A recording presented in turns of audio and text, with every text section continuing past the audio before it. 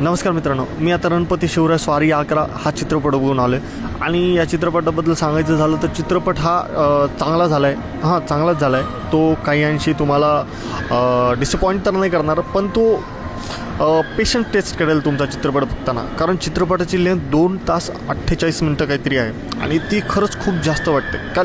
आणि काही ठिकाणी ना चित्रपट स्ट्रेच केल्यासारखा वाटतो. मला जे दाखवायचे त्यात ते कुठेच चुकत नाही, पण काही ठिकाणी चित्रपट थोडासा डल झाल्यासारखं वाटतो. बाकी चित्रपटाची सिनेमॅटोग्राफी परफेक्ट आहे, बॅकग्राऊंड म्युझिक क्लास आहे, नंतर कलर ग्रेडिंगसुद्धा चित्रपटाचं खूप छान आहे आणि मेन म्हणजे सर्वच कलाकारांचे परफॉर्मन्स तोडीस तोड आहे. आणि त्यात विशेष करून परफॉर्मन्स कोणाचा आवडला असेल तर मुरारबाजी देशपांडे यांचं जे कॅरेक्टर आहे, त्यांचं जे कॅरेक्टर ज्यांनी निभावलं आहे त्या कलाकारांनी खूप छान काम केलं आहे. खूप छान काम केले. आता त्यांचं नाव मला आत्ता लक्षात येत नाही, पण मी फुल लेंथ रिव्ह्यू टाकेल त्यामध्ये नक्की मी त्यांचं नावाचं मेन्शन करेल.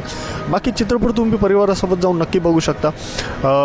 एकदम चांगला चित्रपट झालेला आहे. बाकी आपल्या मुलांना आपल्या महाराजांचा इतिहास दाखवणं खूप गरजेचं आहे, त्यामुळे हा चित्रपट नक्की जाऊन बघा. ते ज्या काही गोष्टी जाणवतात त्या इतक्याही मेजर नाही आहेत, खूप नॉर्मल आहे. सो चित्रपट जाऊन नक्की बघा. आणि सोबतच माझ्या यूट्यूब चॅनलला म्हणजे रचनापुत्र रवींद्र या यूट्यूब चॅनलला सबस्क्राईब करायला विसरू नका. तसेच या पेजला फॉलो करायला विसरू नका. भेटूया फुल लेंथ रिव्ह्यूमध्ये यूट्यूब चॅनलवरती. धन्यवाद.